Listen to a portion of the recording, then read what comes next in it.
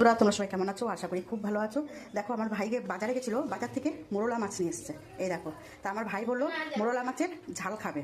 তা আমি কিভাবে ঝাল করব শেষ পর্যন্ত ভিডিওটা দেখতে থাকো। আমি প্রথমে একটু নুন হলুদ দিয়ে মেখে নেবো। আমি খুব ভালো করে নুন হলুদ দিয়ে মেখে নেবো মাছটা। নুন হলুদ দিয়ে খুব সুন্দর করে মেখে নিয়েছে মাছটা। এই দেখো, আমি কড়াইয়ের মধ্যে সাদা তেল দিয়ে দিয়েছি। এবার মাছটা আমি সব ভেজে নেবো। আমি সব মাছ এইরকম করে ভেজে নিয়েছি। আমি এবারে তুলে নেব। আমি সব মাছ ভেজে নিয়েছি। আমি ওই মাছ ভাজার তেলের মধ্যে আমি পেঁয়াজ দিয়ে দেবো। এখানে আমি কোনো ফোড়ন দেব না। আমি পেঁয়াজটা একটু লাল লাল করে ভেজে নেব। আমি লাল লাল করে পেঁয়াজটা একটু ভেজে নিয়েছি। এবার আমি টমেটোগুলো দিয়ে দেবো।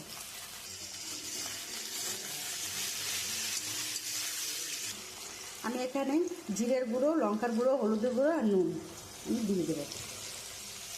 আমি মশলাটা দিয়ে দিয়েছি। আমি এবার খুব সুন্দর করে কষিয়ে নেব। মশলা দিয়ে তেল ছেড়ে দিয়েছে।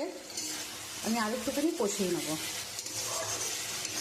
আমি মশলা দিয়ে অনেকক্ষণ কষিয়ে নিয়েছি। এবার আমি এর মধ্যে মাছগুলো দিয়ে দেবো। মাছগুলো দিয়ে দিচ্ছি। এবারে আমি মশলার সাথে মাছগুলো একটুখানি মিশিয়ে নেব। আমি মশলাটার সাথে মাছটা আমি খুব সুন্দর করে কষিয়ে নিয়েছি। এবার আমি অল্প করে জল দিয়ে দেবো।